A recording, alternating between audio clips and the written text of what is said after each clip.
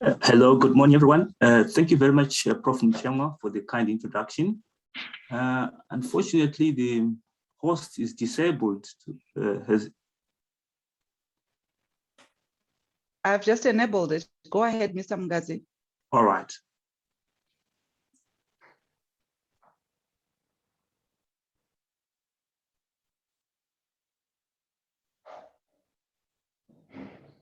All right. Are you able to see my screen now?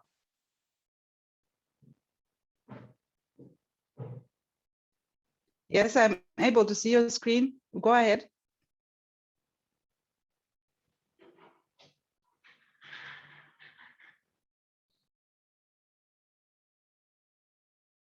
You may go ahead, Mr. Mgazi.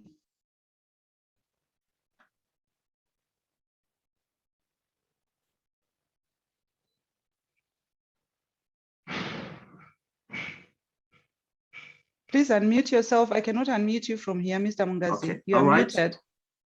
All right. So I will present on preparing a case report for publication. I hope this will encourage colleagues who haven't published to publish.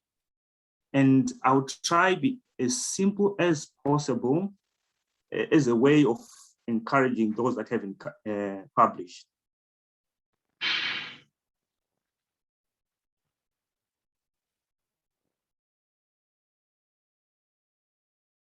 So the outline of the presentation is an introduction, a preparation of a manuscript, the write-up, and I'll give you a few examples as well as tips.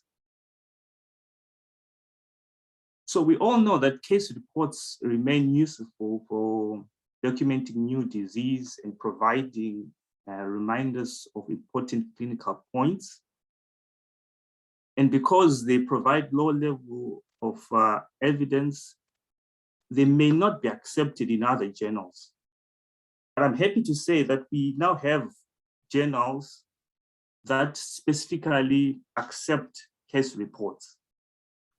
And it is important for authors to do further research in which journal that they would want to engage in. Case reports are good for a CV, and unfortunately, they may not be recognized for promotion or in other situations. Sources of case reports are quite a number. I'm aware that we have, during our postgraduate training, we have postgraduate meetings, grand rounds, multidisciplinary team meetings, clinical meetings, and in Zimbabwe, I'm aware that we have these Surgical Society CME presentations, as well as daily cases. So it's in these meetings where we present interesting cases, and I'm sure these are the sources of where one can actually decide which case to publish. And the reasons for writing a paper essentially is for one to decide what is the message that they want to put across to the readers. What are the learning points? Is it a rarity of the clinical presentation, or is it the variation of a common condition? It may be an innovative intervention or deviation from the routine norm. Where to publish? The choice of a journal is crucial, as it can affect the publication's visibility, reception, and subsequently citation. One has to consider a target journal before they start writing. This is to avoid delays and disappointments or frustrations. It ensures that the message is directed towards the appropriate audience and the article formatted to the journal's specifications early. So with the preparation, I may remind you that there are 2 billionaires that flew to space recently. This is not common. And once presentation or case report or publication, although they would want it to be uncommon, it does not necessarily have to be an exceptional paper. The problem with trying to wait for an exceptional paper is that it may never come. So what one needs to remember is that we are all scientists. So as we practice our day-to-day, we need to be on the lookout for something that's interesting, something that's different from the particular cases that we are managing. And what also helps us decide whether it's worth publishing or not is the literature search of the similar cases that we have managed. And when we are not sure, it's advisable to keep the records of the case notes, to get a consent, and if possible, with the patient's consent, to get pictures. Then you can always decide later whether the paper is worth submitting or not. And it's also advisable to read the case reports from the chosen journal, so one can have a feel of how the other cases have been presented. If there's anything important for my presentation, it is this particular slide. No matter how innovative, no matter how interesting one's case can be, it is very important that they go through the guide to authors. That's a section in every journal. The guide to authors varies from journal to journal, and there is a submission checklist. It is very important that authors familiarize themselves with the journal specification. There are generic issues that have to do with ethics in publishing, declaration of interest, author contribution, informed consent, and patient details. But there are some specific different expectations from different journals with regards to the article structure in terms of the word count, the font size, the number of tables and figures, the number of authors allowed. So journals are very, very particular. So one of the most important things that may decide whether your manuscript will be accepted or not will have to be with the adherence to the journal specification. So generally, all write-ups have an abstract, an introduction, case report, presentation, discussion, and conclusion, and references. These have to be brief and to the point. The references don't have to be a lot, actually. You can have as minimum as 5 or 4 references in a manuscript, as long as the point is put across appropriately. I will show you a few examples of case reports that ended up being a case series. And the first one there by A.G.V. Maunganidze and others was of ileosigmoid knotting in early pregnancy. This was a case of a lady who was at a hospital with early pregnancy, and they had what we normally call compound volvulus. And this case was then same presentation, but a different patient was then published again by Mlambo in 2018.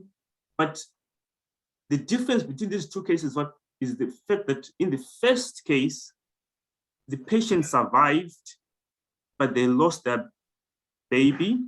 And in the second case, both the baby and the mother survived.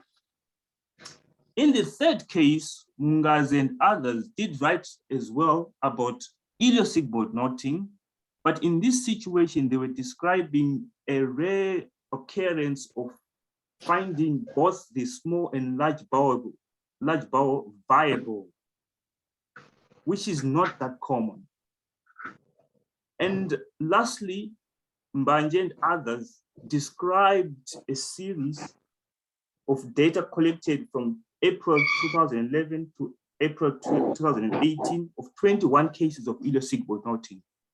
So there are different aspects to a case that one would want to put across that makes it publishable.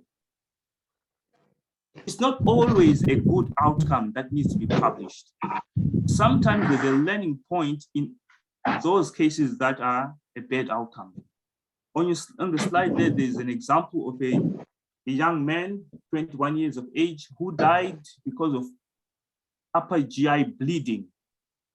And the cause was of duodenal mucormycosis, which is a fungal infection. So the case was published even though the outcome was bad. Although, having said that, the case was managed as appropriately.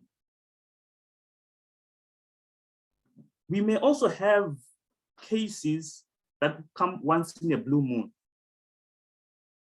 The reason why I'm highlighting this case is, one was to be inspired. This case was managed by one of the senior pediatric surgeons in Zimbabwe, Mr. Mbwesango.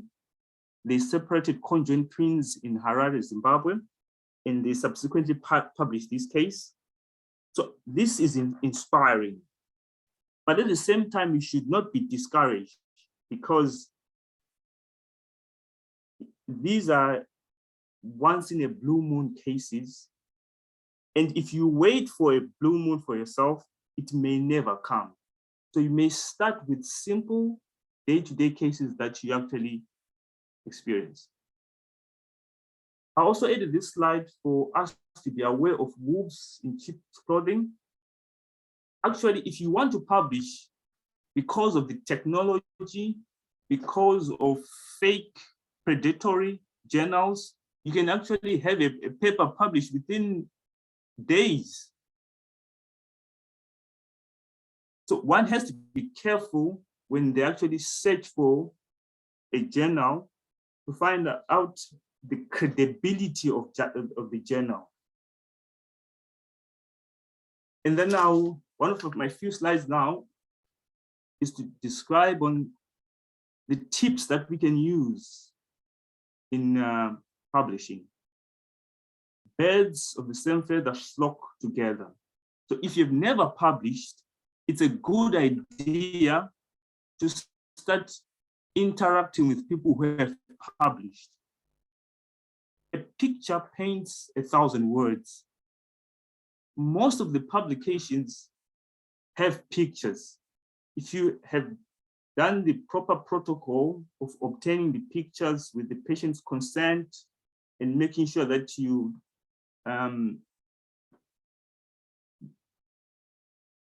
have the appropriate presentation according to the general guidelines, you can actually use pictures, you can actually use videos, and they make your case quite interesting. A journey of 1,000 miles begins with a single step. This is to say that your cases, you can take 6 months to a year writing up a case. There's no problem with that. You can actually start by collecting the necessary information, reading up case reports of the similar nature, and as well as starting writing up an abstract, an introduction. If it takes you 6 months, if it takes you a year, so be it. But don't give up on publishing the paper. 2 hands are better than 1. It's always important that we help each other. And while it's good for you to publish, for one to publish a paper being a single author, well, it's also easier if you have colleagues that you invite and you do the paper together. And lastly, if it looks like a duck, swims like a duck, and quacks like a duck, then it probably is a duck. So why I'm saying that is, once you have gone through the articles in the particular journal that you want to publish in, and you have gone through your own manuscript, and it looks similar, it will most probably be published. Lastly, if it is not documented, it never happened. Thank you. Oh, thank you very much, Mr. Mungazi. That was very insightful. I'm actually very proud to be associated with Mr. Mungazi because I saw him throughout his training and now he's a qualified surgeon. Before we move on to questions, I saw in one of your slides, you cited, there was a paper from Mr. Maunganidze and a paper from Dr. Mlambo. Ms. Mlambo, are you here in the conference? If you just unmute your phone, just tell me, of course, I know this is not your first publication. About 2 weeks ago, everyone was congratulating you for, getting a paper accepted in a very prestigious journal. Can you just, in 30 seconds, just tell us how that felt to get an acceptance from such a prestigious journal? Thank you, Prof. Mutema. To be very honest with you, I don't think I quite appreciated how big a deal it was until a colleague posted it on a forum with fellow surgeons. It was actually only when the congratulatory messages started flowing through that I actually sat down to think, oh, I guess this is a big deal. I just consider myself as somebody who's still very young in the world of research, still very much closer to the beginning of my journey than to the end. So as far as I was concerned, this is just one of those first pillars on the rungs of the ladder that I am still to climb. So I certainly didn't expect, the accolades, at least to the extent to which they came.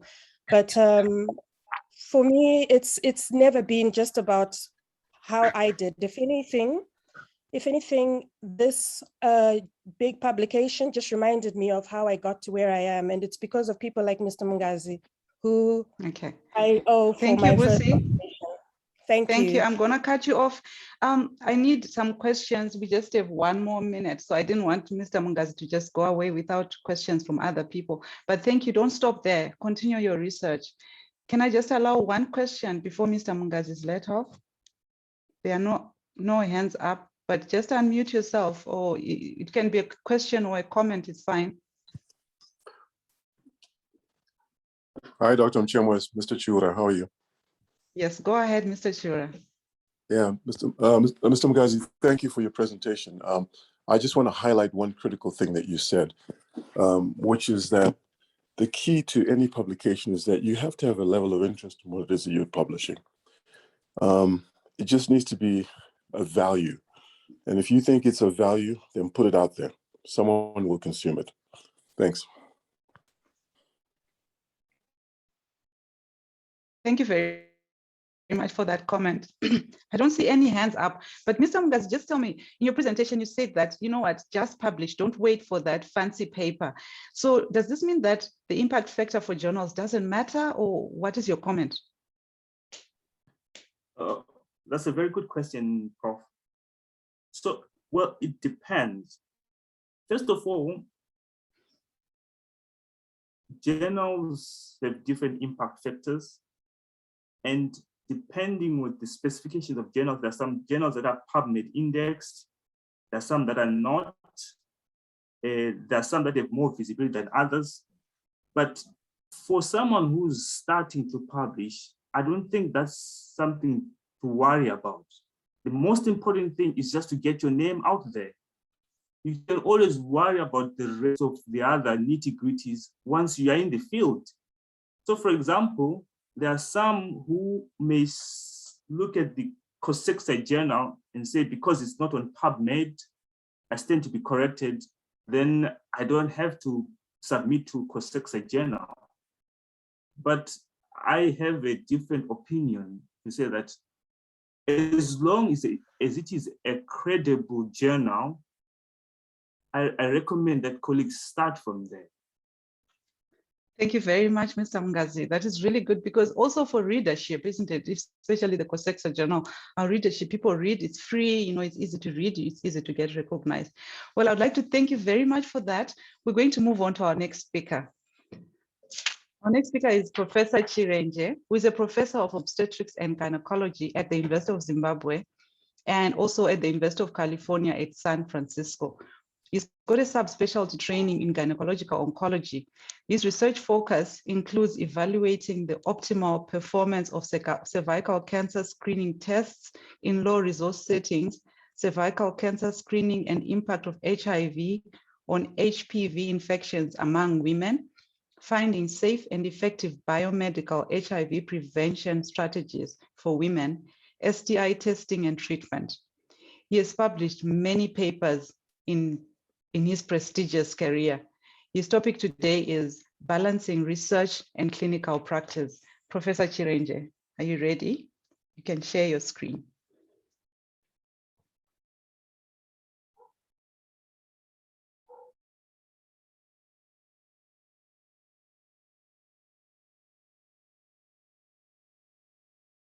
You may go ahead and unmute yourself. Hi, Faith. I sent you my slides. Do you want to project my slides? Or would you like me to do that for you? All right. Yes, please. That'd be so nice. Okay, let me just get it.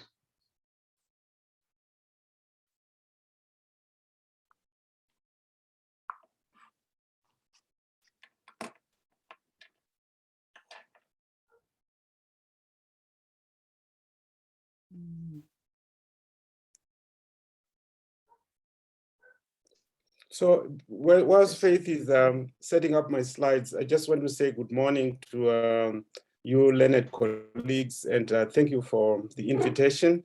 I'm so pleased to at least share some of the thoughts I have in terms of publications. And what I've done for my talk is pretty much give a summary of what I went through to be where I'm at. I think I'm trying to give a story. The whole purpose for my talk is to complement. I thank you very much, Mr. Mungazi. At your level, I'm impressed by the intro you've done. I'm just going to give a compliment of essentially where do you start from and how do you rise in a career pathway? And like Faith said, my pathway was through gynecological oncology training. And my emphasis is going to be, my major emphasis is going to be a word called collaboration and using opportunities. Opportunities are pretty much not planned, but opportunities, you stumble on them and you pretty much have to work on them and build a career based on your opportunities. Faith, you seem to have an issue on my slides. Not at all. I'm nearly there. Don't worry, it's opening. Yeah, all right, I just lost it. Yeah, it's opening.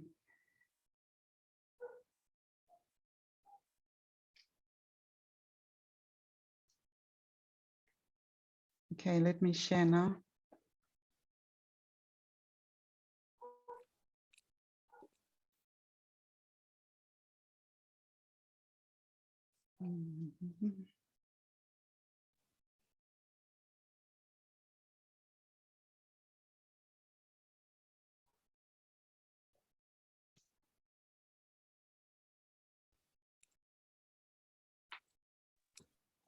Is that all right, Prof. Chirenje? Yeah, so put it on slideshow. Slideshow, yeah. Yeah, okay. So I pretty much say balancing research and clinical practice. These are personal reflections. Next slide, please. So where I'm going to start from, you can go to the next slide. Yeah, so where I'm going to start from is just give you a history of what I went through. I think this really, I'm hoping it will assist upcoming colleagues in terms of perception of building a research career and combining it with clinical practice. So when I finished my fellowship in gynae-oncology, I came back to Zim in '94, and I opened a colposcopy clinic in Spielhaus, Zimbabwe National Family Planning. And a colleague in the US got in touch with me to supervise a PhD student. And this PhD student was doing this research question. The research question was association of intravaginal practices and acquisition of HIV among Zimbabwean women. So the next slide, the sponsor had specified that the person supervising must have a colposcopy skill. So we can, I think you jumped another slide. So the sponsor, previous slide, the sponsor had specified that the person to supervise this student must have a skill in colposcopy, which I'd acquired in Sheffield. Next slide. But parallel to it, I received a call from a group in Johns Hopkins, and there was a funding opportunity by USAID to look at cervical cancer screening. And the reason for it, again, they did about my colposcopy clinic in Spielhaus. This opportunity I jumped on, and we wrote the grant. We were funded by USAID. I was then able to acquire a state-of-the-art colposcopy clinic with a procedure called loop excision to treat cervical precancer. This procedure had actually been a copycat by a chap from Dublin, copying what urologists were doing through resection of the prostate through the urethra. So I put this equipment, and we then hired 38 nurses. We screened cervical cancer on 11,000 women in Harare urban clinics. And what I'm saying is, it's an opportunity that I didn't plan. I got a call from somebody else in the US at Johns Hopkins. And the previous student I'm talking to you about, we had hired 2 nurses. So I was supervising a group of 38 nurses and 2 nurses doing a separate study. Next slide. So these are the results which came out. Next slide, please. This is the publication which came out from the big study, cervical cancer screening. And I'll read the title: Visual Inspection with Acetic Acid for Cervical Cancer Screening, Predictive Value of Tests in Primary Care Settings. And I am the first author, written University of Zimbabwe, Johns Hopkins Cervical Cancer Project. And this was in the Lancet of 1999. The reason I'm bringing it up is this publication attracted commentary. When you publish in the Lancet and you get commentaries, this commentary was written by Professor of Gynae-Oncology Henry Kirchner from University of Manchester and Jeffrey Cox from University of UCLA in the US. And they essentially wrote commentaries predicting that this publication we've just done will probably change screening of cervical cancer in most of the low resource countries. And in fact, that's really what's happened in the past 2 decades. Visual inspection of acetic acid has become the major screening test for poor resources. And I'm bringing this to junior colleagues to say, I didn't plan it. It was an opportunity. I used it. It was a collaboration between different institutions. Next slide. And then what then happened is, during my colposcopy clinic, I observed women who were HIV infected. And I actually did not write a protocol.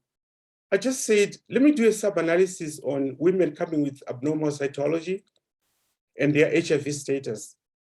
And I wrote an abstract. I was fairly, junior in my career. I wrote an abstract and submitted it in the International AIDS Society in Durban. And they accepted the abstract. I presented an oral abstract. What I want to bring attention to upcoming colleagues, as soon as I was walking on the podium, the International Journal of STD and AIDS editor walked to me and said, I want a manuscript on my desk in a month. I want to publish your data. Hey, I did not even have a protocol. So I sat down, I wrote it, and there is the paper. So again, it's an opportunity which is just stumbling on you and you use it correctly. Next slide. So after I had done that, Professor Sakanike and I did a sub-analysis on the data from the big visual inspection. And the reason I'm bringing this here is called effect of HIV disease treatment outcome or cervical neoplasia among Zimbabwean women. It became essentially the past 15 years, the hallmark for WHO and other agencies to show that HIV infection causes a whole lot of poor treatment outcome among women with cervical precancer. Next slide. And when opportunities come, what you do get is invitations. I was then invited to do a sub-analysis of the same data from the editor for Journal of Obstetrics and Gynecology. And I did that for Sakaniko, and they published that journal. Next slide.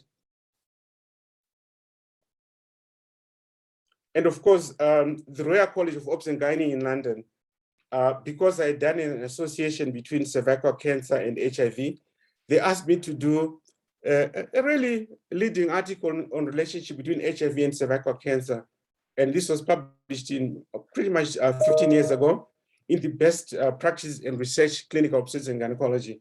So the point I'm trying to make is, Mr. Mangi is attached on this.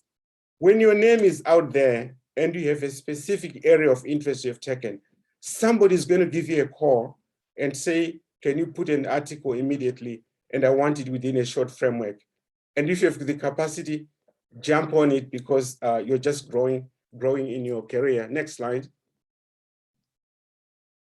Then I want to move on to this area of collaboration and networking. I've had experience. One of my challenges I have is we have a lot of brilliant MEd students who do their theses, and lots of the theses are just sitting in the library. Nobody has followed publication. I'm pleased to say one of the surgeons, I don't know if Mr. Chinua is on the, is attending this call, but I had an opportunity working with a network called ACTG, this Adult Clinical Trials Network, and with Margaret Borrock in the AIDS Malignance Consortium. We were awarded fellowships, and Simbaru Sakaniko, I co-supervised his PhD, his MA thesis, and his topic was risk factors associated with persistent annual HPV in HIV-infected women in Zimbabwe. The point I'm trying to make here is, Simba is one of the few MEd students I've supervised. There are a couple of others who have gone to make publications from their theses. And when you start like that, you are likely going to build a strong career.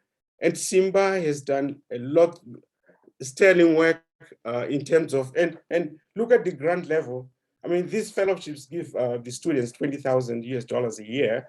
And I've had also Patience Bauer doing association of HIV and HPV and perianal disease. And I've had a fellow from oncology doing vulvar cancer and its association. All these were 20K fellowships. So I'm saying networks work at my level as a mentor. I have to look for the networks and look for keen students who are willing to build a career. And I think Simba, if he continues like that, he certainly has a good career. And in my opinion, you probably should really think about colorectal surgery because it's required you get lots of funding in it. There's lots of gaps in terms of research. Next slide. Next slide, Faith. So again, networking. There's a group at UCSF, myself and other colleagues. We have something called Glocal Fellowships, and I'm saying it, oh, sorry, I was talking about the Glocal. The previous slide, if you go back, Faith, yeah. So Glocal Fellowships are at University of California, San Francisco. My colleagues and I, we've just been rewarded. Sorry, Faith, if you give me time. Yeah, that's it. You should just give me time there. The Glocal Fellowships, I'm saying it in case there are young colleagues who have joined. We have just been awarded other funding for another 5 years. And the previous Glocal fellows, again, Chipo Kwanzura, who did an MEd in Opsengaini, last year applied.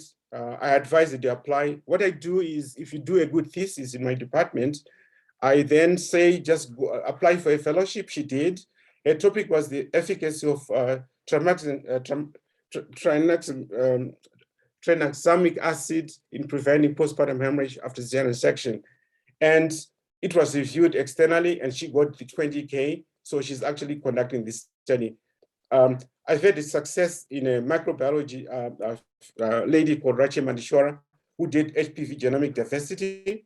This lady has gone on, she's just been hired by a research center in Florida, because again, at my level, I assist them higher. Rachel went to Lyon, France to do a postdoc. I supervised a PhD. She went to Lyon, France to do postdoc at International Agency for Cancer Research. So I'm saying these opportunities, I'm mentioning to junior colleagues because we'll shortly be advertising for other fellows to apply for Glocal, and this is going to be fellowships going on for the next 5 years. Next slide. So I will now just run the next few slides. And I try to say a journey of 1,000 miles starts with a single step. And like I told you before, I started my collaboration with UCSF in 1994. We got a grant in 1998 by NIH, a large grant, and we were renewed after 7 years. And we now have probably one of the largest clinical trial units, not only in Zim, but in the region. Next slide. And so what has happened in this collaboration, next slide, is that I became a protocol chair for a very huge study called VOICE, where we were assessing, I think you skipped my New England Journal publication, Faith, just yeah. So I'm saying at my level, I became a protocol chair for a huge study on HIV prevention. We're testing tenofovir-based pre-exposure prophylaxis for HIV infection among African women. As you can see, I'm the senior author. And first author here is my co-chair, Jeannie Marosa, who is the professor of infectious disease at University of Alabama.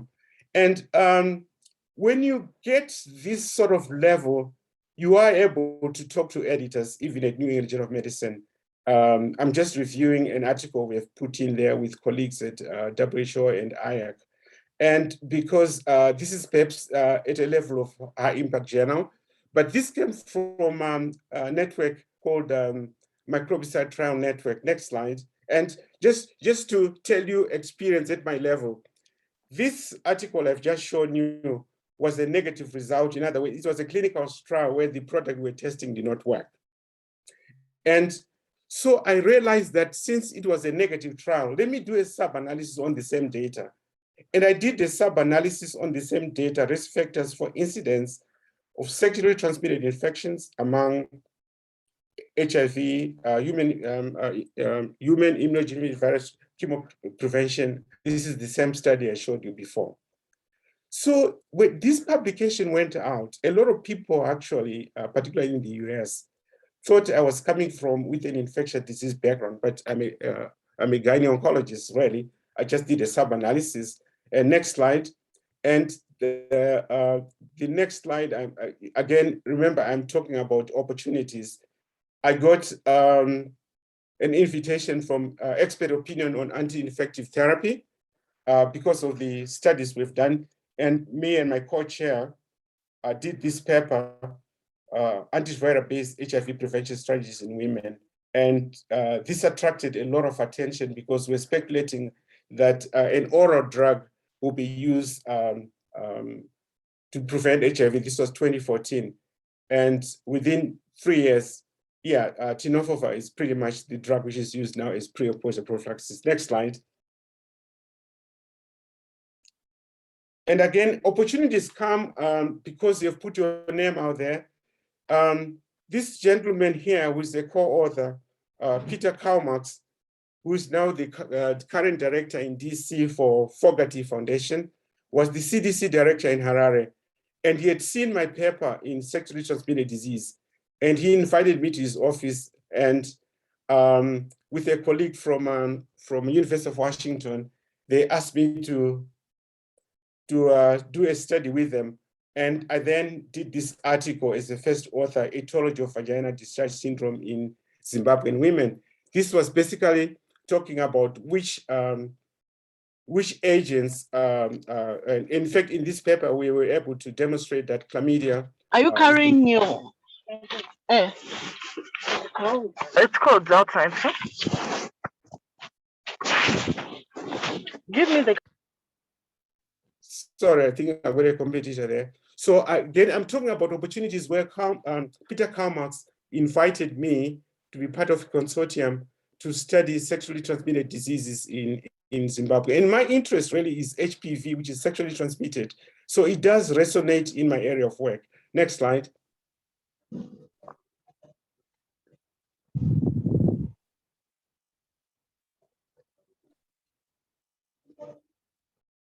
Yeah, I've just done that. Next slide, yes. So my last few slides, I'm trying to convince young researchers. Can you go back? Can you go back? Can you go back? Can you go back? Yeah, I'm trying to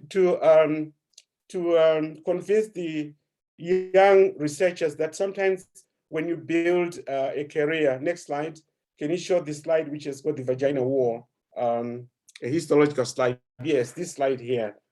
No, the one before. Yeah. Stay there, Faith. This is, I told you that my interest is what is the relationship between HIV and HPV. And I'll just slowly take you through this pictorial graph. This is the vagina wall. And as you can see, it's a very thick wall. The cells, this is the basal layer cells, they've got a huge nucleus. They mature as they go through, and these ones here have got very small nucleus. They are on the surface. So my research has been, how does HIV enter the body? HIV requires a disruption of epithelium. It requires a crack in the vagina wall. We have now learned that HPV also requires a crack in that vagina wall. And there are these cells called dendritic cells. They are the ones, this is the HIV virus. It will attach to the dendritic cell. It will come and present it to the CD4 cell or the macrophage, and it starts the whole cycle of infection. So next slide. So I'm going to go back to talk about what Mr. Mungazi spoke about. This is a picture from a patient in our gynae clinic at Paranatta Hospital. She's an HIV-infected woman with huge genital warts. And I think if Mr. Israel Due is in this CME, he and I have worked on lots of women with vulvar cancer.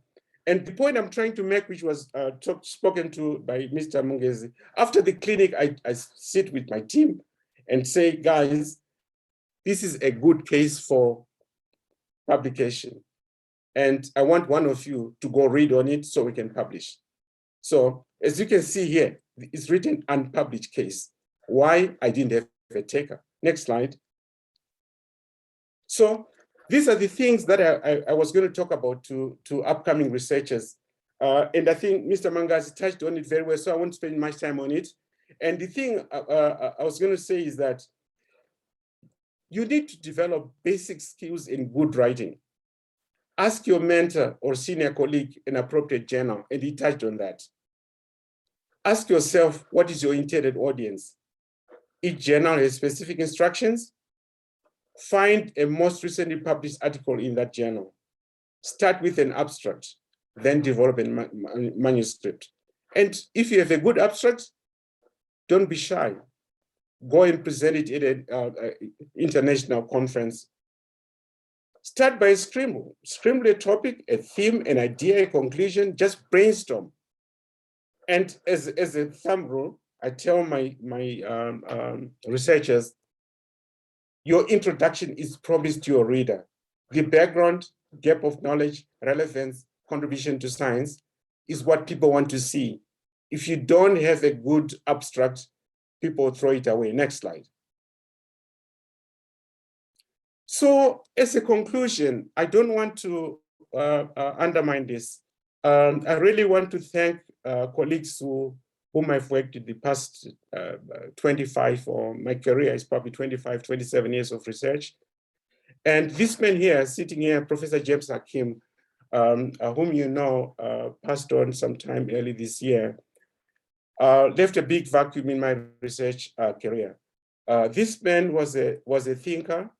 All the grants I'm talking about that created the clinical trials unit, he was a major player. And what I've learned over the years is that if you want to do good collaboration, you have to learn to work with others. You humble yourself. He was a man of huge humility, a big thinker, and we just met each other. And of course, I don't want to undermine my other players, Professor Chipato, Linda Stranix, who's a pediatrician, Professor Mujuru, Gakura, and Mujuru sitting in there, I don't have a picture. And Nyarato Mgodu is a clinical pathologist, Portia Unizarera, Felix Mklanga, a very close colleague of mine. The reason I'm bringing this to your attention is that I'm currently the principal investigator for a very huge clinical trials unit with pretty much 300 employees. And this is my last few years, I'm going to be a clinical director. One of these guys is going to take over from me. And I'm very pleased that I've mentored these people to take over from me. Just like in my gynae oncology, I'm quite pleased to say that Botho Guja, who most of you know, has pretty much filled in my shoes. He's now the one in charge of our clinic in Paris. He's a very prominent researcher. And I want to end up by saying that for you junior investigators, work with your seniors, but also for you seniors, create a harmony where you have a paradigm that you are not filling the shoes up to your last minute. Have a situation where you say, this young lady, this young man is going to take over from me, and tell them that you're going to take over from me. And thank you so much for listening. I think I'm done. Thank you. Thank you very much, Professor Chirenje. I'm really sorry, in spite of the time that we took to set up and all that, I think we have run a bit out of time. I'll allow one short comment from anyone. I don't see any hands up. If someone has a very short comment, please go ahead. No one is speaking. But I wanted to say, I really would like to thank you for your excellent mentorship skills, Professor Chirenje. I personally know Rachel Mandishona, and I know her journey. And really, it's all because of your guidance. Thank you very much for that. So without much further ado, I will proceed to the next speaker. So our next speaker is Professor Russell White. The surgeons in the COSEXA region will know him well. He's the chairman of Education. He's the chairman of the Education Scientific and Research Committee of COSEXA. He is currently the chief of surgery at Tenwek Mission Hospital in Kenya. He has served as a COSEXA country representative for Kenya since 2011 and has served as the panel head for the membership examination since 2014. He's a professor of surgery at the Alpert School of Medicine at Brown University in the US, and his special interests include cancer of the esophagus and rheumatic heart disease. Professor White has more than 50 publications in peer-reviewed journals, and his talk today is selecting a title for your paper. Can I ask everyone to mute themselves, please? Professor White, you can go ahead and share your screen. Right, let me do that. Great. And let me try to make that big for you.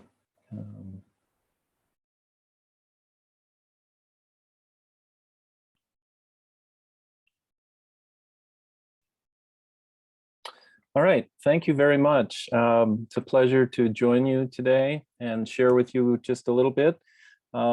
I divide my time between a lot of clinical work. I'm the head of cardiothoracic here at Tenwek Hospital, which keeps me very busy. I was pleased to have a new partner for the first time in 24 years, just this year in January, which has given me some extra time.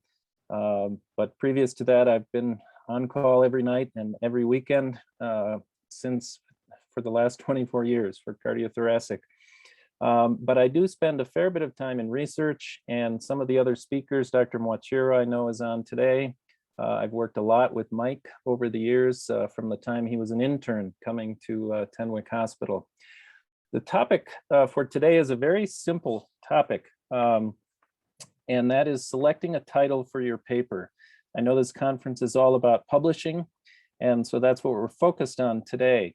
And it seems a very straightforward idea, selecting a title, not one that you would give much talk to. But as someone who reviews a lot of articles for quite a few different journals, I'll tell you that the title is important, and that your presentation can get thrown out early on for an inappropriate title. So let's discuss that just a little bit here. Really, who cares about the title? This is what many people feel. If the data is accurate, and you've got good data, and you've got significant p-values, the title really doesn't matter. Well, that's really not true. If you think about your paper, in most cases, there are three elements that are available online that people will view frequently.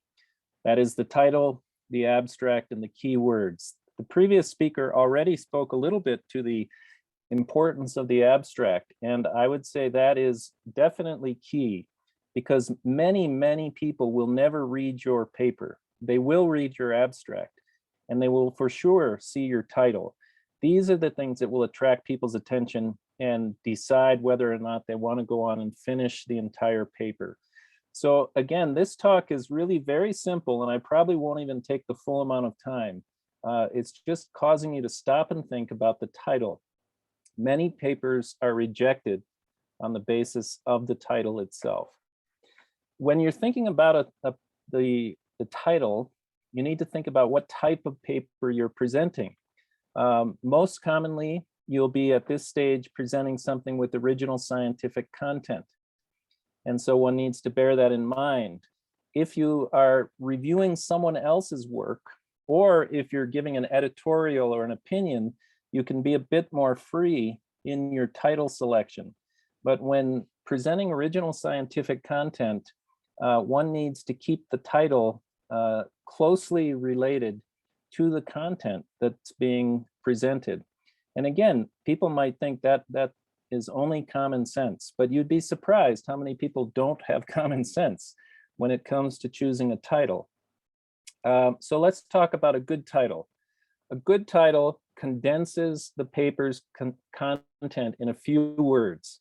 Many people make very long titles. The title should capture the reader's attention. As I'm skimming through journals, I look for articles that interest me in my area, and I don't have time to read a very long title. It differentiates the paper from other papers in the same content area. So you might have a journal in cardiothoracic, for example, that have 12 papers about the mitral valve. But I'm interested in, personally, a paper on the effects of rheumatic heart disease on the mitral valve. So I would like to see that in the title, if that's what I'm looking for as I'm skimming through titles to read papers. You should generally keep your title simple and brief. A good title is generally 10 to 12 words. When you see titles that are 25, 30 words, one becomes simply tired in trying to read all of those words and keep it straight in your mind what the topic of the paper is. A lengthy title will generally appear unfocused. So you really want to focus what it is you're trying to say and capturing the key content in that title. So as just a simple example, here's a title that one would want to avoid. Drug XYZ has effects of muscular contraction for an hour in snails of this particular species.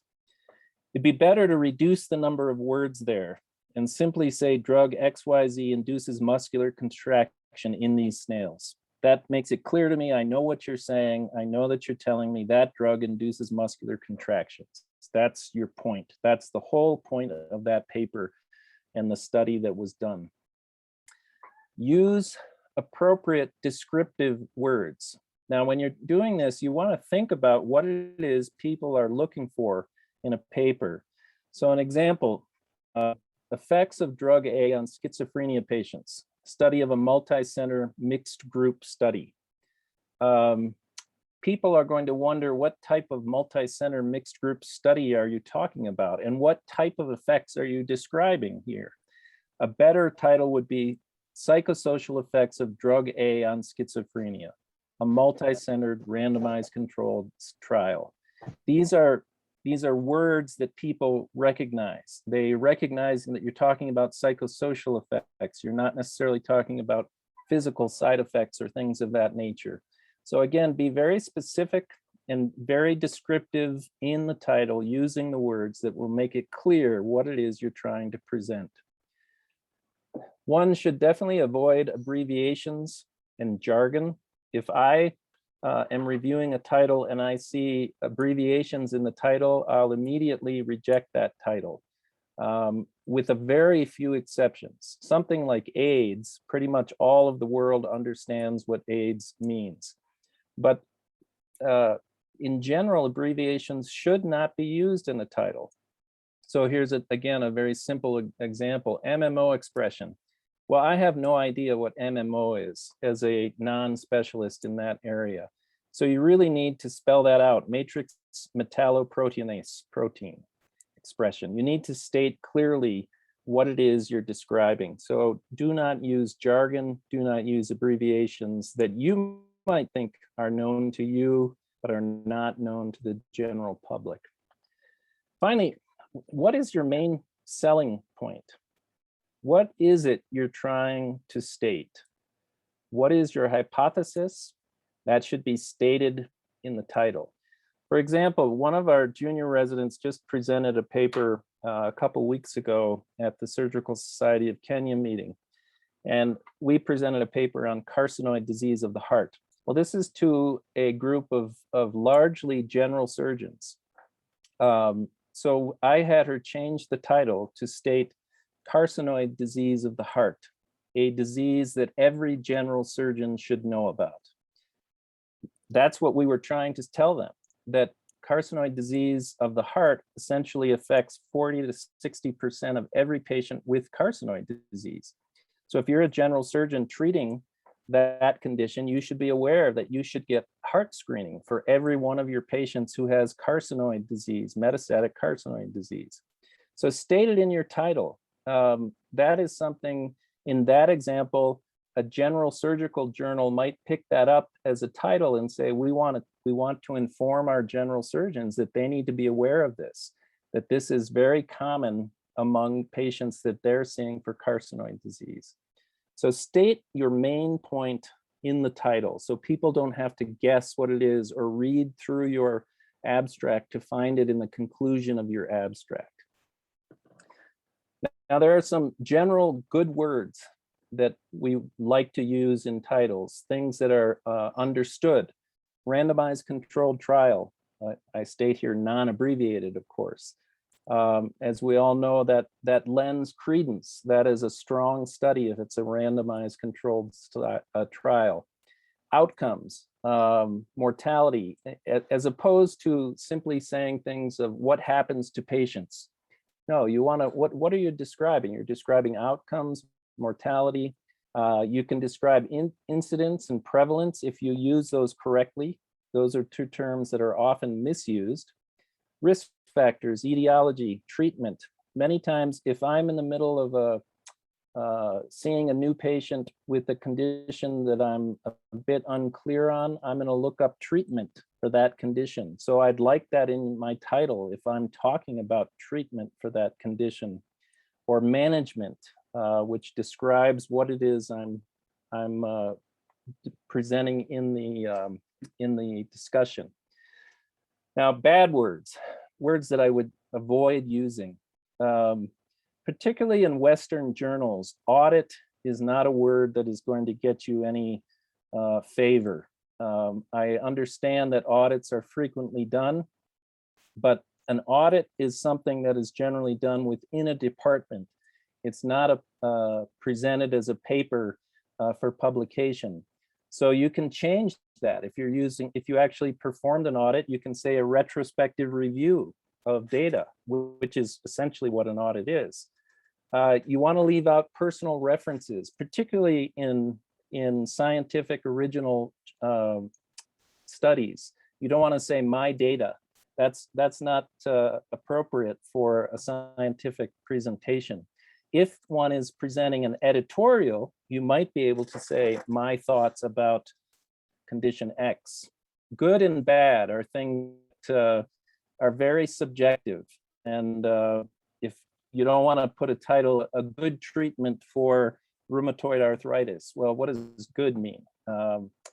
And certainly expletives. And I've seen those submitted for journals, for publication, and they're generally rejected. Be careful of using terms like firsts or best. I remember an article was published in Kenya that was titled "The First Laparoscopic Nissen Fundoplication in Kenya." And it was presented at a conference. And at the end of the presentation, I asked the author, when was your case performed? And they said it was performed 6 months ago. I said, well, that's interesting because we did a laparoscopic Nissen 3 years ago at Tenwek, and we still do them regularly. So be careful of that. You're not always sure that this is the first of that type of case. The same was done with the first thoracoscopic esophagectomy in Kenya. You might be the first reported, but it may not be the first of that case that's presented. So be careful when you put that in the title, because it forces you to be sure that you are actually the first. And then be culturally and ethnically thoughtful when you look at studies. This was an actual study that was submitted to a social science journal, Obscene Telephone Calls to Children, a retrospective field study. That's culturally and ethically not thoughtful and not helpful. So be careful about those types of things. I would warn you to be very careful about humor. I tend to use humor myself in a lot of presentations. But one has to be very thoughtful about that, about how that's going to appear to a different culture, a different organization. These are all studies that were presented to papers. Every one of these that is on the screen right now. You probably think this paper is about you, narcissists' perceptions of their personality and reception.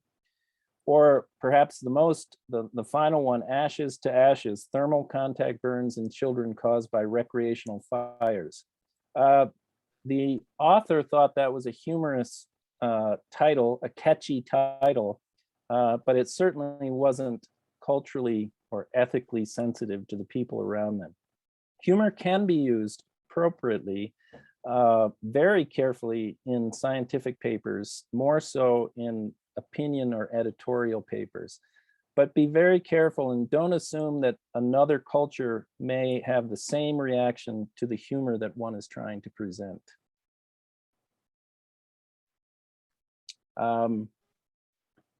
I've seen these were cases presented at conferences. An unusual pen pal, case reports and literature review of posterior urethral injuries secondary to foreign body insertion. I understand the author is trying to put a spin of humor on something, but there will be many people offended by such a title. And if I were the one reviewing it for the conference that this was presented, I would have refused it. I would have said that is culturally inappropriate. Or things about genital surgery. One needs to be very careful about these things and not use humor in a degrading type of way. It's a serious problem. I've seen it in multiple conferences where somebody presents and you can tell by the look on people's faces that many people are not pleased. They don't think the humor is appropriate. I've seen cases here in Kenya where very senior surgeons present what they view as humorous anecdotes, which actually is belittling and degrading to some of their own patients. And if they weren't senior surgeons, they would certainly be stopped from doing that. And so I think you have to be very careful and avoid that in many cases. You need to be careful of even unplanned humor. This was a title of a scientific journal that I don't think the authors thought about it, but chemical processes in the deep interior of Uranus. It comes across a bit funny. I found it humorous, but again, I don't think it was planned, but one needs to be careful in that. If you're unsure, have a colleague or two look at your title and tell you how it strikes them, and be careful how one uses it.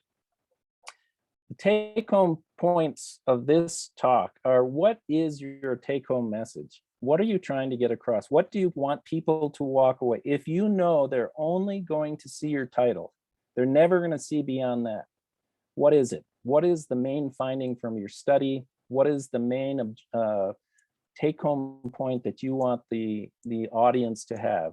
That should be in your title, and you should keep it brief. You don't want to end with something like this: the fictitious diarrhea, a case of watery deception. Again, humor gone wrong and gone bad.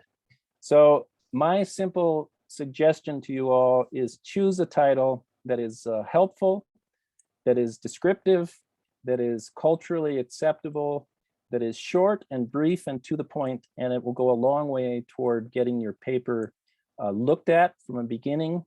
And if you have the supporting material, to have that published as well. Asante Sana, thank you very much for your time. It's been a pleasure to share with you. Asante Sana, Professor White. That was a very interesting presentation. Thank you so much for that talk, especially on the cultural sensitivity slides. This has really allowed us a little bit of self-reflection. I think it's very, very important to take heed of what you've mentioned. I don't see any hands up. I will allow one question. If someone would like to ask something, just unmute yourself and go ahead.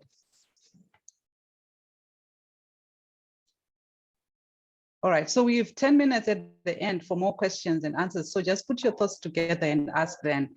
I'll then proceed with our program. Let me just allow me this time to call upon our sponsors, who are represented by Mr. Morven. They are from Pulse Surgical Care. Mr. Morven, go ahead and share your presentation. Thank you so much, Professor Mchemwa.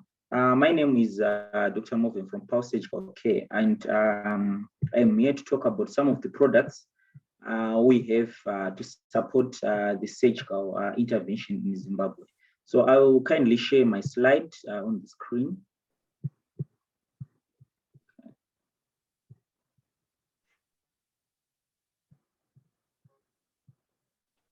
Okay, so I hope you can all see the screen I'm sharing.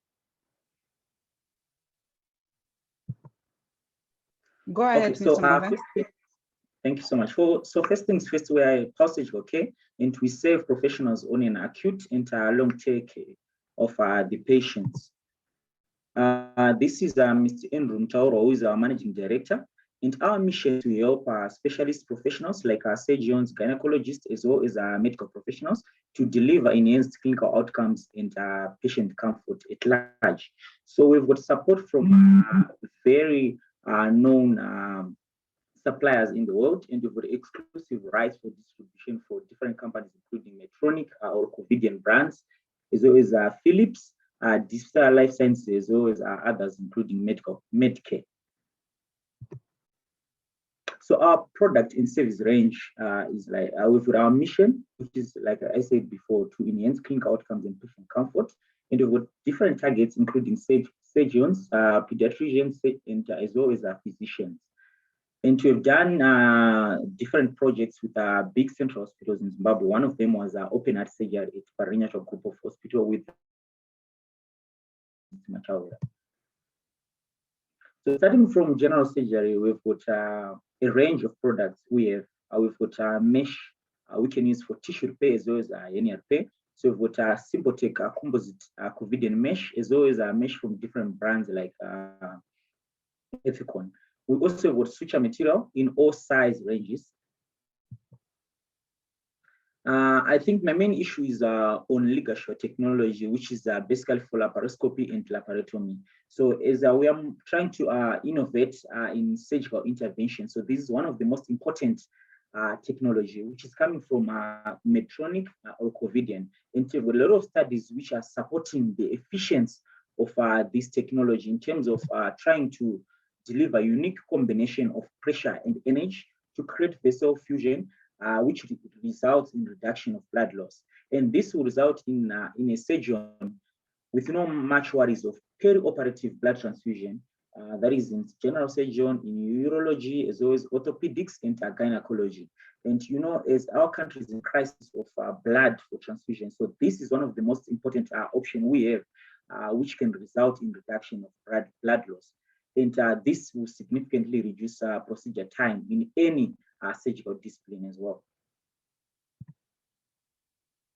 And coming in, especially for the cardiothoracics and EMTs as well, we've got a triculator technology, which is basically for non-occlusive airway dilatation as well as blood vessel dilatation as well. So we've got patients who've got tracheal stenosis or airway stenosis, which can be congenital acquired. So this is important technology which can be used whereby a catheter is placed in an area which is stenosed, and then it can be inflated, and then there's dilatation so that the surgeon can operate well. So this can be used especially in ENT procedures if it is for airway. So also for arterial dilatation, which can be used in cardiothoracic and general surgery procedures.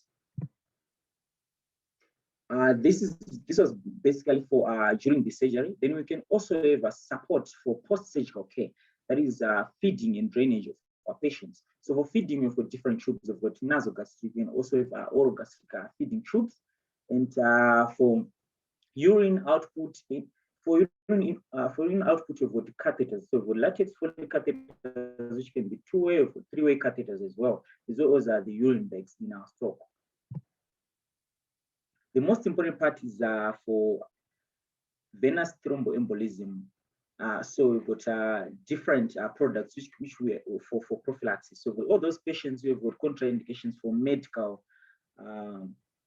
prophylaxis. So we can have a compressor system whereby it is connected to a patient's stockings, and then it's offering pneumatic compression each and every time, which will risk for thromboembolism. So this mainly applies to those patients who have got major bone fractures, including pelvis, the hip, the femur, and also those other patients which are preparing for surgery, or those patients who have just recently have surgery. This mainly applies to orthopedics, but it also applies to other patients in the general surgery ward who have been bedridden for a long time. So we also have got TED stockings for different sizes in range, which we can provide for VTE prophylaxis.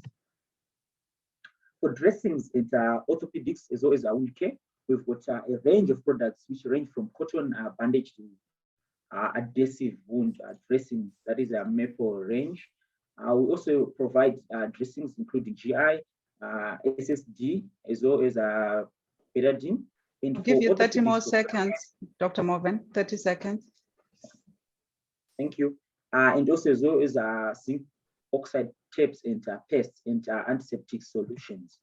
The most important part is for oxygen delivery and therapy for our patients, especially in this COVID era. We've got oxygen concentrator, the one on the middle, and ventilators, the one on the right and the one on the left. And lastly, we offer all COVID-19 protection products, most of them actually, from the PPE gowns up disinfectant sprayers.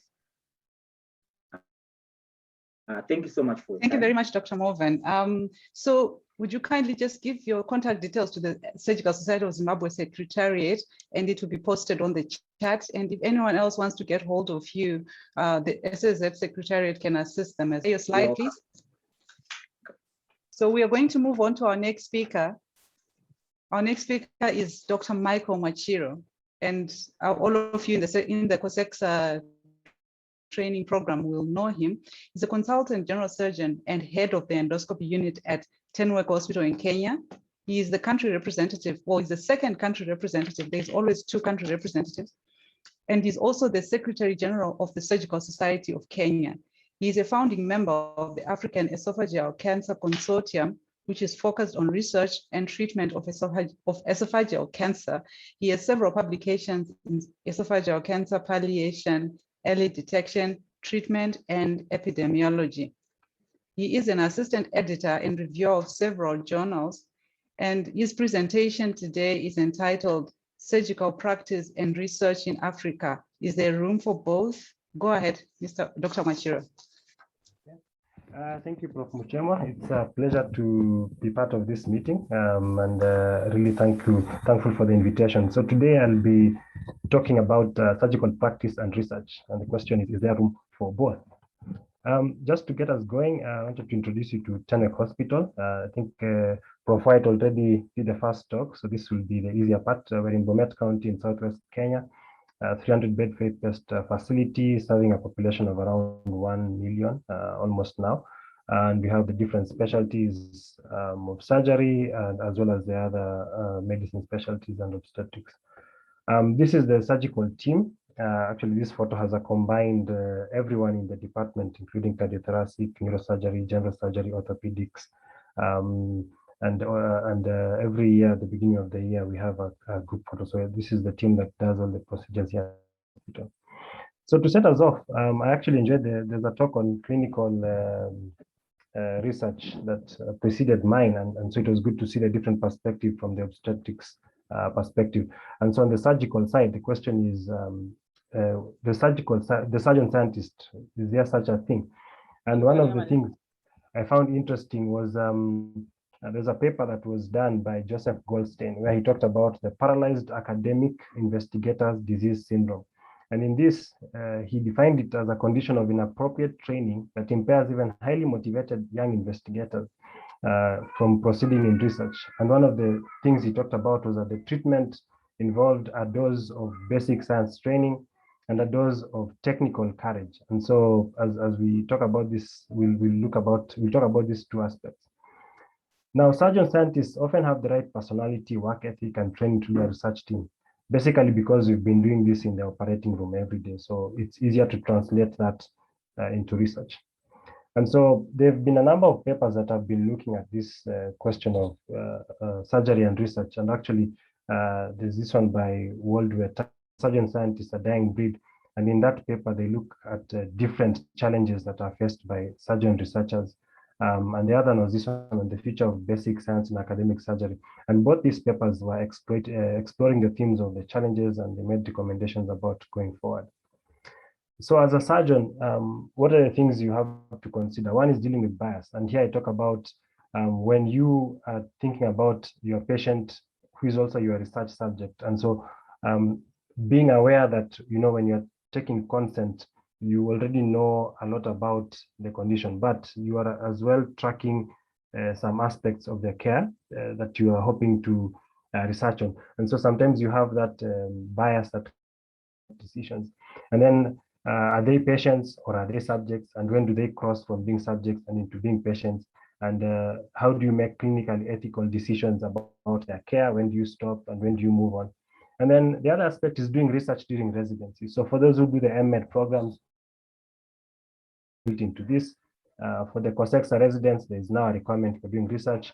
And for all of this to happen, you need to be able to have time to do this successfully. And then how will your work impact your field? This is actually an important question that you have to ask yourself at the very beginning. So balancing a busy practice, if you've just finished your training and you're now trying to set up your own practice, you have a busy clinic, you have operative schedules, and then there's the aspect of academic and career progression, where productivity is measured by output, number of papers, number of grants, and so all of these competing interests come into play.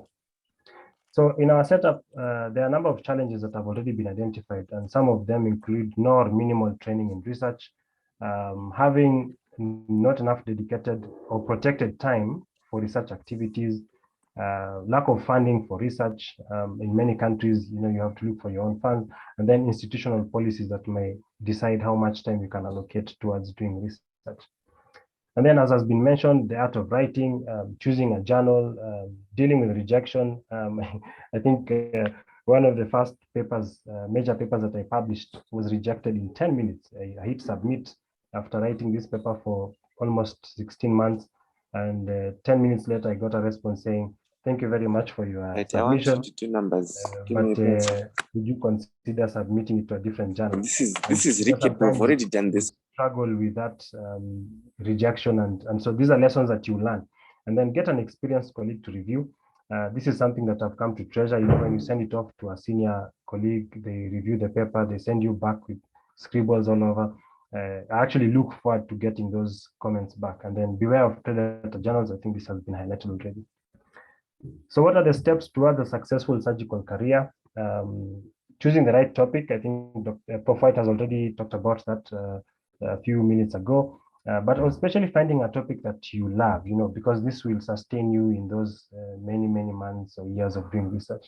And then mentorship and sponsorship opportunities, both at the beginning where you work with mentors, and then as you become more established, as has been already mentioned, enabling others to do the same thing and to progress in their careers. And then set up collaborations, national, regional, global, because this is where you get opportunities, this is where you get connections, this is where you get expertise. And then attend trainings, both short and long. There are now online courses. You can enroll in longer training courses, you know, like you can do a degree, and you can look at tailored courses for practicing surgeons.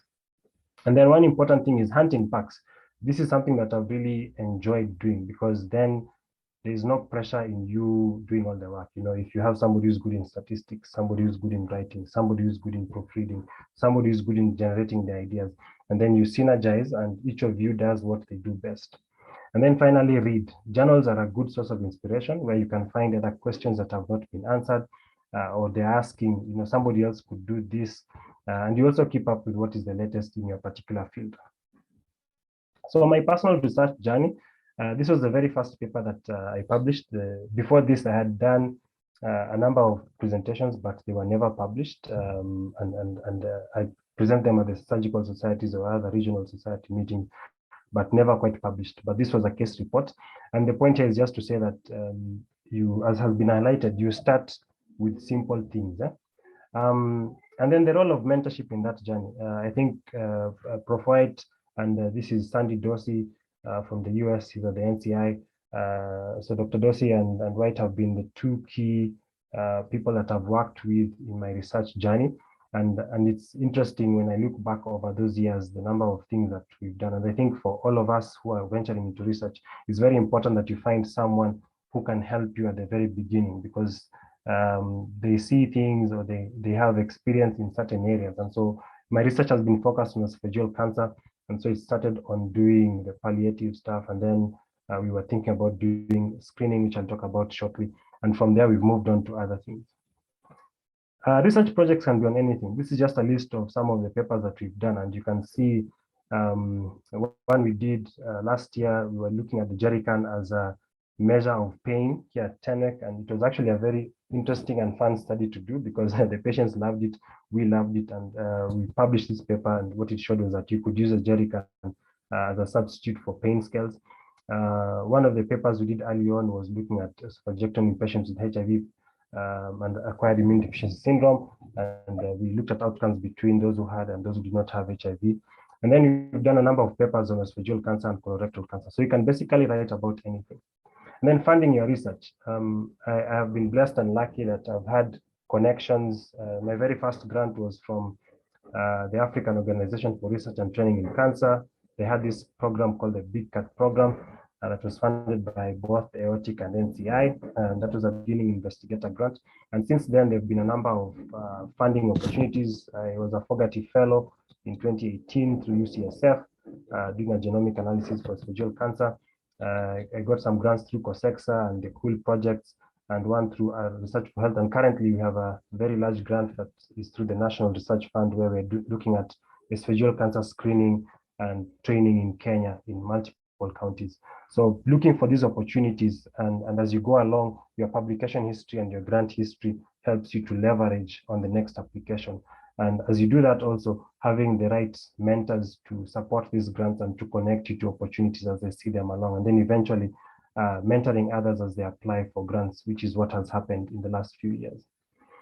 This research, the study I did actually was an endoscopy project, and here you see us doing the screening procedures. This is the pathologic side, collecting of specimens. This is the pathology team, Sandy Dorsey and the team at University of Nairobi.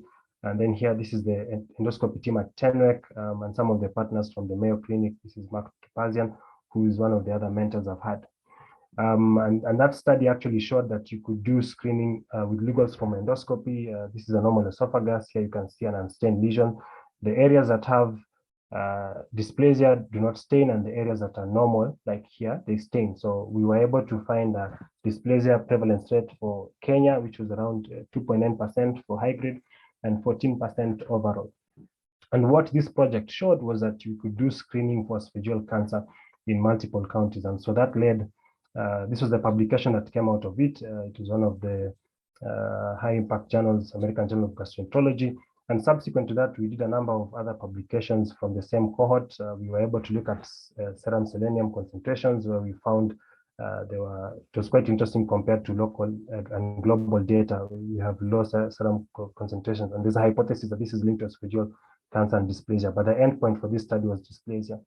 The other paper that just came out this year was looking at Indowood combustion and its effect on exposure, and we found that the people in this county have very high polycyclic aromatic hydrocarbon numbers. This is the breakdown of carbon exposure. So we think this is actually one of the key links to esophageal cancer in our region, and we are continuing to do that. We've just finished a case control study, and we'll be doing the analysis for that and hopefully write up in the next few months. Because of these projects, we actually were able to form a consortium of researchers working on esophageal cancer, and you can see the countries involved, and we call this the African Esophageal Cancer Consortium. I was one of the founder members and actually the first chair of the consortium. And we've been working to improve training in endoscopy, palliation for stenting, research in esophageal cancer, and opportunities to be able to just improve treatment for this cancer in the region.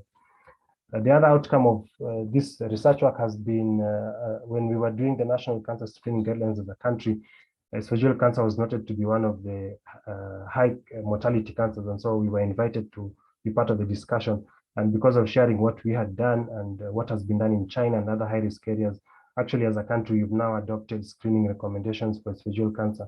And this is one of the first in the region to be able to do this. And now we are working on setting up a national screening program for esophageal cancer. Of course, as we've seen, because of the use of endoscopy, it's going to be an expensive affair. So right now we're working on non-invasive options for doing screening for esophageal cancer, but the recommendations have actually been put in there. And the main one is that the people in high-risk areas get a one-time endoscopy at age 40 or 10 years younger than an index first-degree relative.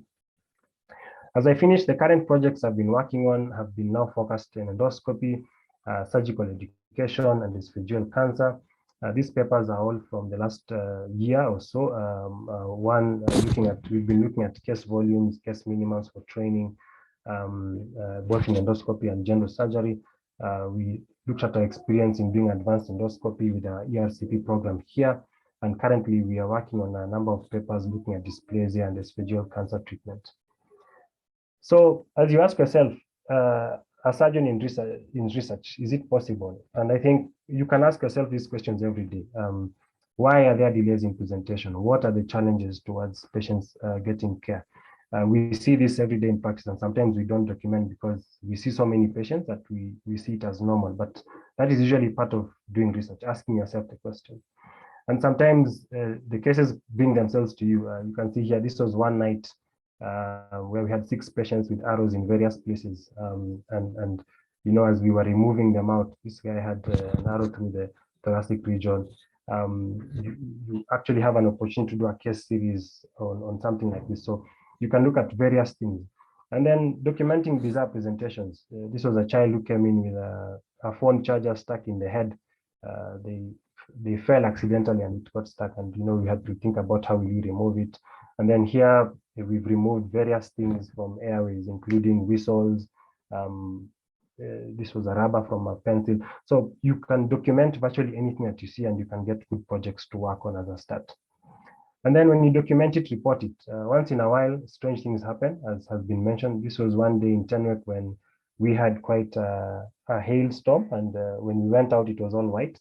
And I have this picture because every time it has happened, you can show them. So document it, because then you're able to show that something that you did actually happen. If it's something that is unusual, if you've seen it for the first time in your region, you can see if somebody else has done it, and then you can document it. COSEXA has done a lot. As you can see, research and training is core to what we do.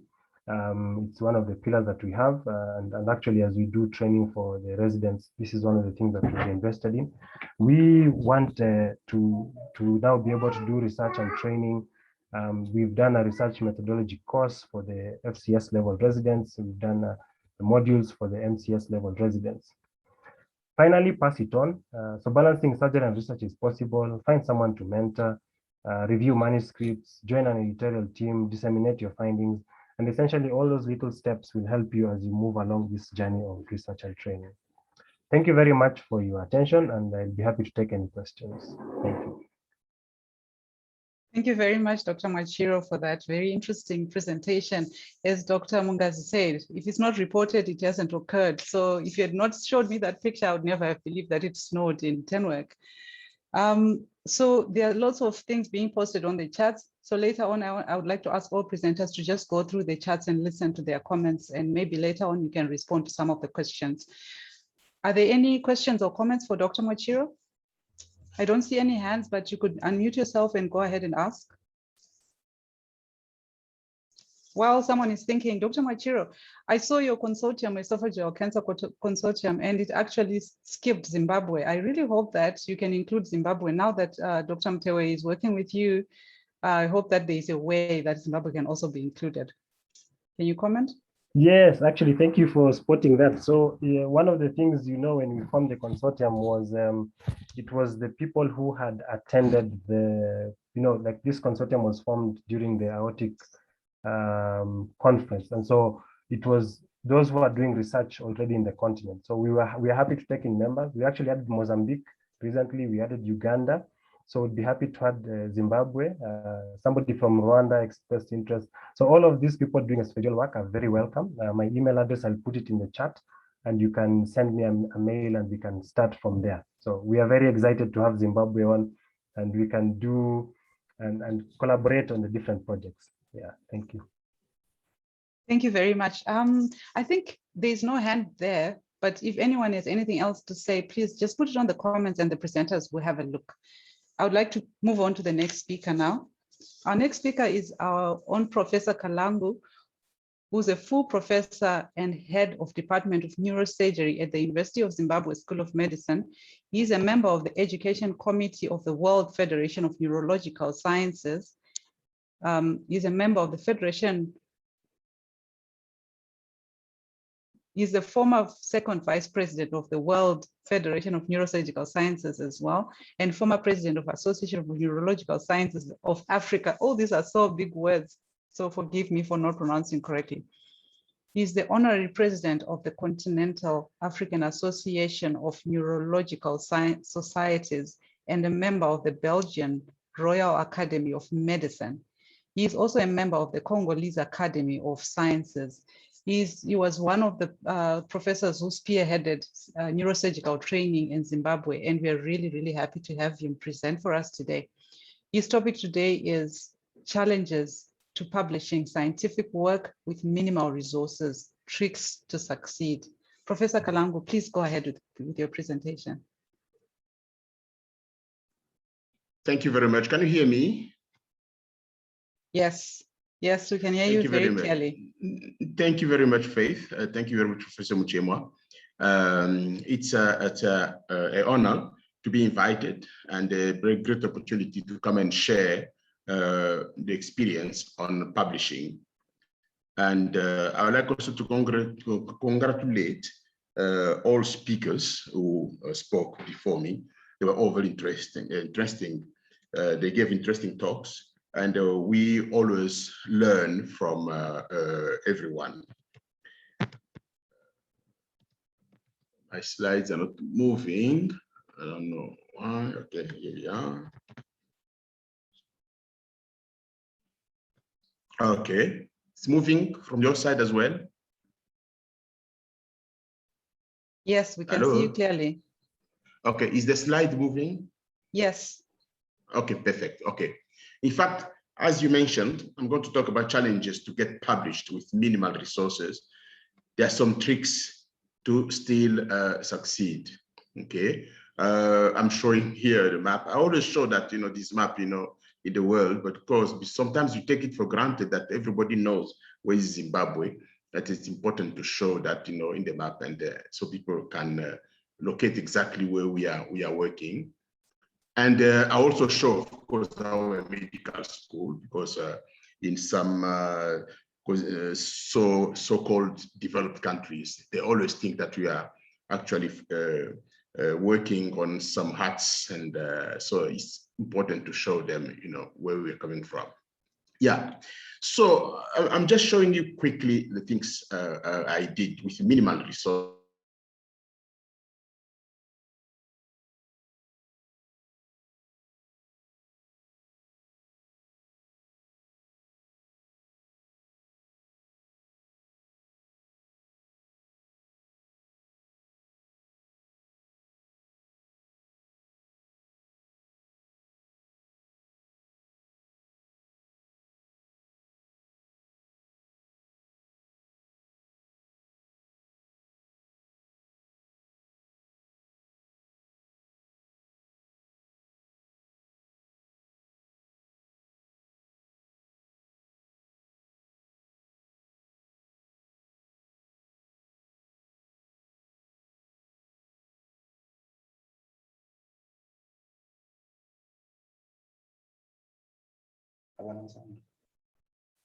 Oh, it's totally off.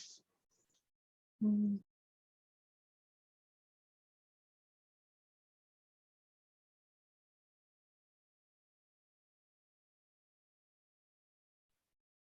I apologize, we're having issues. It might be network problems. We'll just give me a few minutes to try and log back in.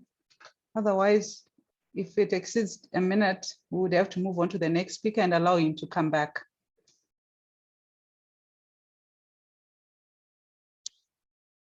He's not in. No.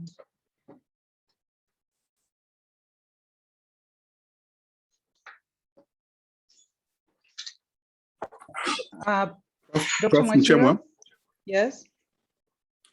are we still waiting for Prof. Kalangu? I would like to make or just to ask a question while we wait. Yeah, go ahead, actually. I hope it's not for Prof. Kalangu because he's not here. No, I think it's totally just off. Yes. it's actually a question and a sort of a comment, and I would just like to, I know this is a very research focused meeting, but there are a lot of us that are in clinical practice that aren't necessarily in the academic setting. And I also would like to just emphasize the fact that, there is still room and space to publish when you are in clinical practice and not necessarily in academia. And to encourage those who do see interesting things and feel like everybody should share them, to do so. That was just a comment. Thank you.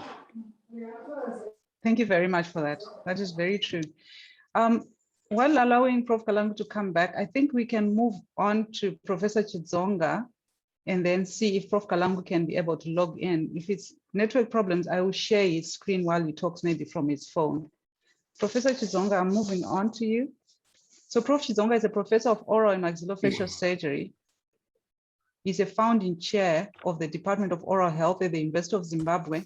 Professor Chidzonga is the immediate past dean of the then University of Zimbabwe College of Health Sciences. He holds a master's degree in clinical epidemiology, health professions education, and he is widely published in peer-reviewed journals of oral, maxillofacial surgery, and health professions education. Professor Chidzonga is well experienced in research capacity building, and today he is going to close us off by talking, well, his topic is enjoy the journey. I am going to share my screen, and Prof. Chidzonga, if you need me to move on, just let me know and I'll do that for you. Thank you. Hello, hello. Go ahead. My video is gone. Thank you very much for the invitation to this meeting. I can't see my face. I don't know what I've done wrong. Anyway, thank you for the invitation. I'd like to apologize for my groggy voice, just recovering from a horrible flu, and I'm happy to say my oxygen saturation is okay, so I'm not worried about getting admission. So first of all, I'd like to, for the young surgeons coming on, I'd like to show off the things I've done in front of my name. Basically, when I started practice, I had the BDS and FDDR, whatever. And most of the other qualifications I gained was through what you call lifelong learning. As a practitioner, you must always remember the need to keep learning new things and to help you practice properly. You can see I started off with the clinical epidemiology. As a clinician, I realized that there was a lot of things we were seeing in the clinics which needed reporting, and I had no idea how to go about it. And I did the clinical epidemiology course. And when I became dean, it became very, very obvious that we are going to run a lot of research activities. So I wanted to do a bit of this and that. As far as research ethics is concerned, I did a diploma in international research ethics. And of course, as dean, again, you need to know education. That's when I did my MPhil with the, for the purposes of my job. Next slide, please. Next slide. Right, a surgeon scientist by definition really is mainly somebody who's in academic surgery. And the whole idea is for us to help surgeons understanding the disease, using the basic sciences, and of course, coming up with innovative therapies based on what you see in your clinical practice, based on what you think works.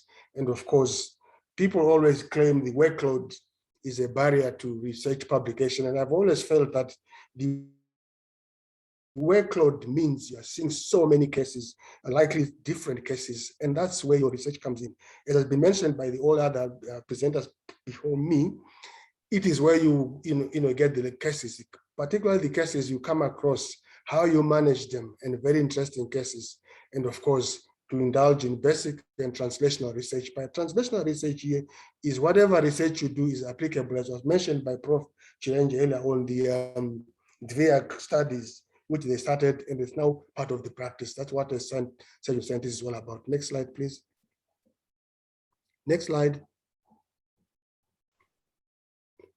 Right, resources, yes. Zimbabwe, we are limited in resources, but with the limited resources, we are doing a lot. And these are some of the things that need to be highlighted, that you can do something with absolutely nothing. So we need not be mourning all the time that the resources are limited, but we are doing something. And those things can be reported, and that will also present other ways of doing the business. And as I mentioned earlier, when the heavy clinical load, again, is an indication that we have so much which we can repair, which we can report on. The pathologies we are seeing, the trauma cases, all these things. I remember when I started my career, I had been brought up elsewhere, and during our undergraduate training, we taught some research methodology courses and got to be interested in the research. During my internships in junior house office and senior house officers, I worked with colleagues, by then qualified oral maxillofacial surgeons who were interested in research. And of course, they showed, they encouraged me to read a lot of journals. I think that's the most important thing to do, reading a lot of journals and see what is being reported. And you'll be surprised that the case you saw yesterday, which you only remember as a case, but have no information about it, it could actually be publishable. And of course, in Zimbabwe, we've always bemoaned the EMED program, which they have a research component, but none of the work they do is published. And I think that's very sad. And that should be the beginning. The whole idea of the EMED research project is to inspire, infuse into people the spirit of research, but we don't seem to be publishing. Next stage, please. Next slide. Right, again, as I said, reading journals is very important. We notice what is being published. You'd be surprised that most of the things that are being published in the journals can actually be published from Zimbabwe. And things like the epidemiology of this disease, the presentation of this disease, and quite interesting. And of course, the style of publishing. again, as was mentioned somewhere along the discussion by Mr. White, the language. If you read more journals, you begin to realize each journal has got its own language of presenting cases.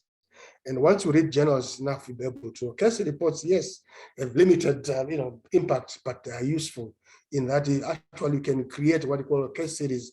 And from case series, you can come up with a whole picture. So my first reports were one or two case reports, which was quite exciting. But again, you realize from reading the journals that these cases have not been reported upon. As was mentioned again earlier on, there is talk somewhere, you say the first case of this is what apparently it has been published several times before. So again, reading journals, you have an idea what is happening in your field. Pathology is very easy to work with. You go to our histopathology laboratory, case roads, and actually excavate what you call the sort of come into the. I've got a book, my own personal, sort of book where I've gone to the lab and get some of these cases done in oral maxillofacial surgeons and document them. And then, of course, from there, you can publish as much as you like. And of course, personal records of cases. Any case which you find is rare and an unusual, you keep your own journal of the case presentation and the management, and you'll be surprised, actually, some of it is worth publishing. Next slide, please. Supportive environment is required. This is where the issue of collaboration comes in. And as you are in your field, say as a general surgeon, you need to have a bit to know what's going on in neurosurgery, what's going on in medicine. And it is where you get mentors. If you notice from Prof. Chiranje's presentation, he has mentored people from various other disciplines. You don't sort of stick yourself to one discipline. I'm a general surgeon, so I shall be committed to general surgery only. But there are other things which you can learn. Lifelong learning is very important.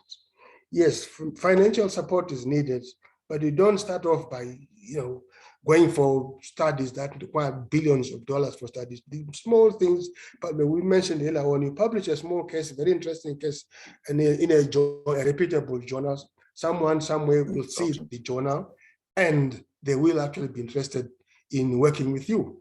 So again, this is some of the things which the importance of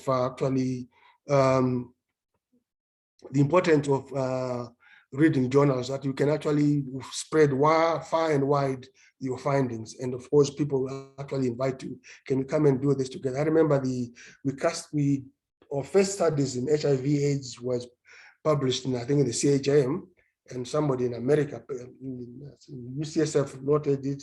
And I was invited to do a study which we presented at the oral health and HIV manifestations. So again, publication is important. Start very small and grow big. And it's very exciting when you see your name for the first time in your journal. And if you can maintain that excitement, then you're on the right track. Social support, again, is your family. Of course, you do not regret, leave out your family out of all this work. Yes, the workload is heavy. And I always say that's what you signed up for. You went into surgery, and that's what surgery requires of you. The workload might be heavy, but as I said, that's where you get the materials to report on. And people claim they have no time. I've never had anyone who has missed meals for a week and claim there's no time to eat. You eat because you know you have to eat. And publication and research should be part of your armamentarium, and there should always be time for you to do it. Next slide, please. Next slide. There we go, stuck again. No, next slide, please. I'm sorry, I'm trying, it's stuck. I'll keep, okay, there we go. Right, so how to achieve all these skills, the issue of training courses, at least in Zimbabwe, we've now developed quite considerably. We have the Research Support Center at the Faculty of Medicine, which mounts several courses now and then for training. And of course, there are also online courses, scientific writing, and mentors are quite a number at the college who are willing, at the Faculty of Medicine, who are prepared to help students. And it's always important to identify a mentor and approach them. Of course, some mentorship relationship may not work well, but I know there are people around in the college, in the faculty, who are willing to help. and public skills will be developed that way. Some of us, much earlier on in the career, in the 80s, it was very difficult to get a mentor, at least in my field, who could help me.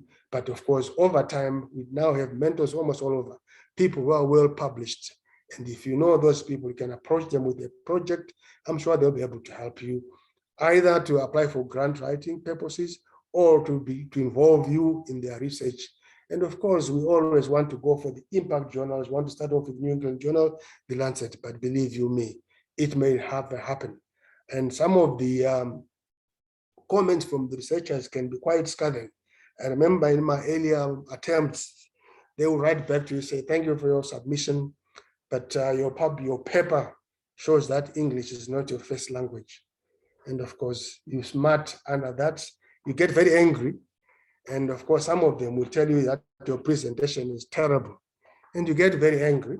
But of course, over time, I've kept all those papers. And when I look at them back, I realized, true, I was writing rubbish because I had not had the training. It was a hard way to get to. But nowadays, there are training courses which you follow in the journals to follow to. So again, we start off with the very, very, very low impact journals.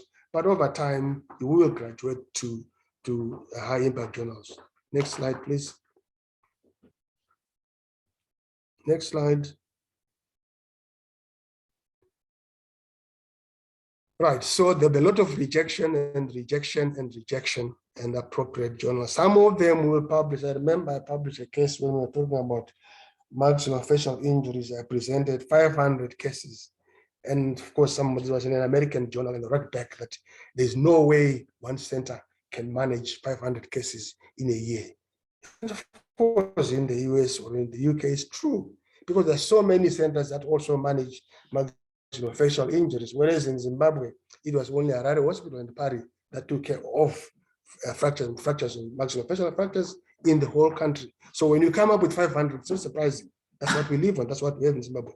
But of course, these are some of the comments you get from the editor, the reviewers, and you get up angry, but of course persevere. You don't get, with a mentor, they will calm you down and let you show you in the right direction. So my final word is, do not give up.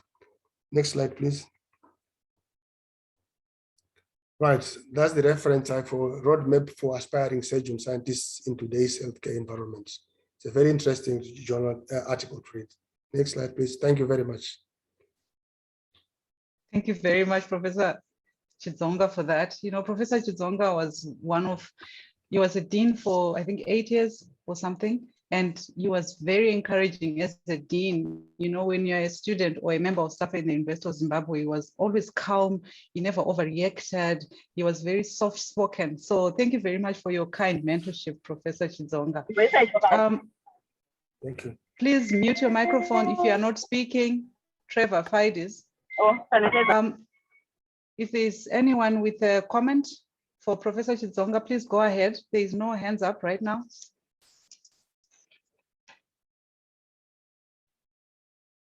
All right, so we are in the time of discussion now. I will entertain any questions or comments to any of our speakers. Unfortunately, Professor Kalangu cannot come back into the conference because he just called me and said that he has absolutely no signal. So we would have to drop him. Unfortunately, I was really enjoying his talk though. So there are some questions which have been asked in the chat. Can I ask Dr. Mugisha, are you still there? Dr. Mugisha? If you are there, can you go ahead and ask your question, because I could not. You were asking about what do you do when you have finished writing and something. I think that was for Dr. Mungazi. Are you there, Dr. Mugisha? He's not there.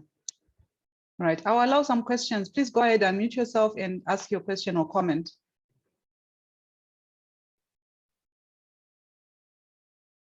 All right, in the absence of any questions, of course, there are lots of comments in there, wonderful presentations, lots of comments. Please read those comments so that you can also know what people are thinking of your presentation. I would like to take this opportunity to thank you very much for attending this conference, and to our 6 wonderful speakers. Thank you very much for agreeing to participate in this conference. And thank you very much for all the tips about how to do research, how to survive doing research and clinical work and all of that. So thank you very much. I would like to now leave this time to our Secretary General, Mr. Mageza, if you are there and ready. is going to close this up and tell us what is the plan for the next few weeks coming. Thank you very much.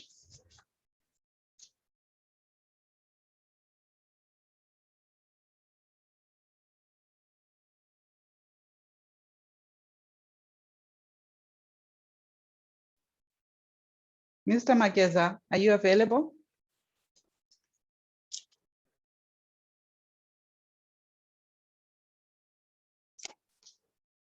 Our Secretary General is not responding.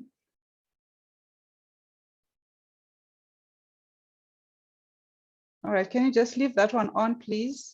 So the next CME is on the 4th of September, 2021. It's on Siamese twin separation, and they're going to discuss two pairs separated in 2021 and how they did it. So you'll be hearing lots more about this plan in the coming days. And on the 18th of September, we'll talk about preventing medical legal issues in surgical practice. And so it's going to be an exciting rest of year. I know we had a 6 months break, but at least for the next coming weeks, we are going to have lots and lots of talks and gain lots and lots of CME points. I hope that everyone has submitted their names for their CME certificates and their points there. And if in the absence of any further comments, I would like to close off this meeting. Thank you, everyone.